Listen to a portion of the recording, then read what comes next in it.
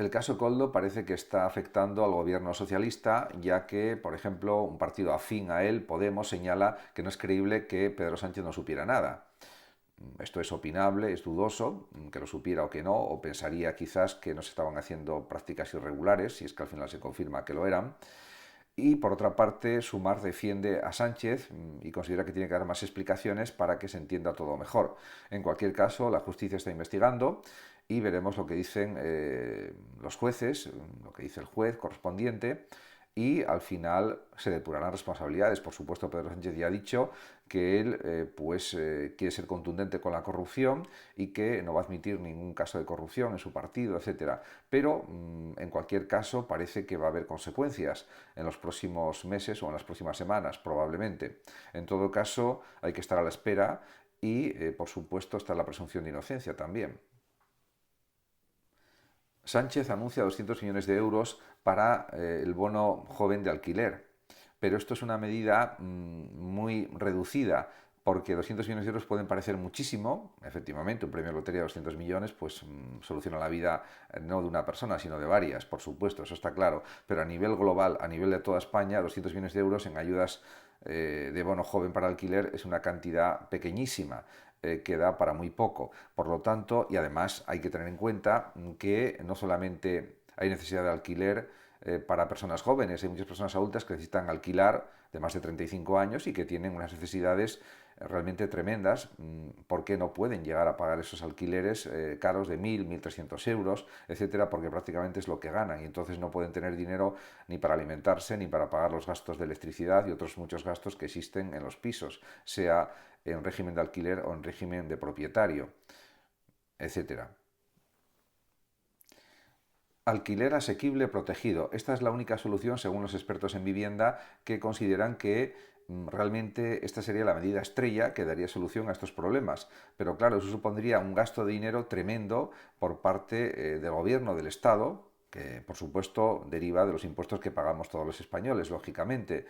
Y en ese sentido habría que hacer un esfuerzo económico extraordinario por parte del gobierno para conseguir ese dinero, extraerlo de los impuestos o de donde sea y realmente pues utilizarlo para conseguir que cientos de miles o millones de alquileres sean realmente baratos y que hagan accesible el acceso a la vivienda a todos los que la necesiten. Por supuesto, a los que tienen más ingresos no hará falta que tengan alquiler asequible protegido, pero hay cientos de miles o millones de personas que sí lo necesitarán.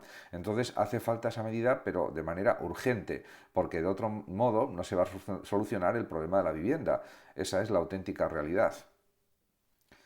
Aplicar la ley estatal. Es lo que ha dicho el presidente Pedro Sánchez en relación con el problema de la vivienda, porque según él no puede haber propietarios ricos e inquilinos pobres, pero es lo que está sucediendo actualmente, en pleno siglo XXI, en el año 2024, en octubre de 2024, y en meses anteriores también, por supuesto. En ese sentido, que él diga que las comunidades autónomas también tienen responsabilidades en la cuestión de la vivienda, está muy bien, pero lo que hacen falta son soluciones, no simplemente reconocer que la situación está muy mal y que se están tomando medidas, pero son medidas que no son suficientes.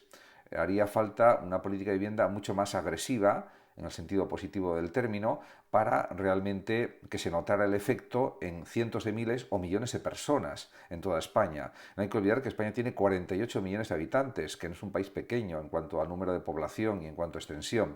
Por lo tanto, se requieren medidas mucho más potentes, mucho más enérgicas para solucionar este problema.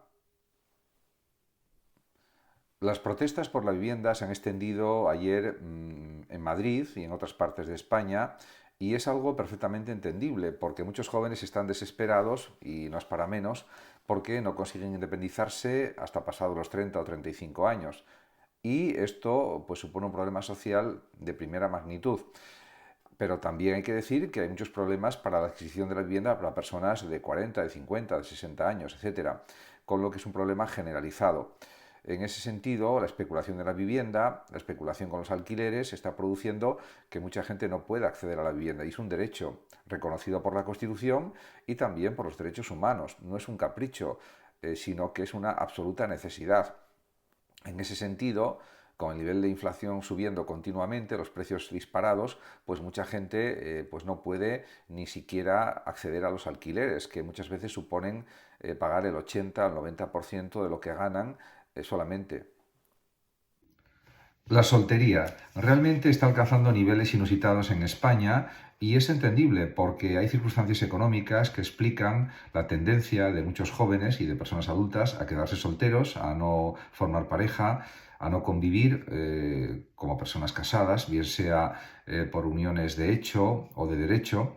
Y esto también supone pues un problema social de primer orden, creo yo.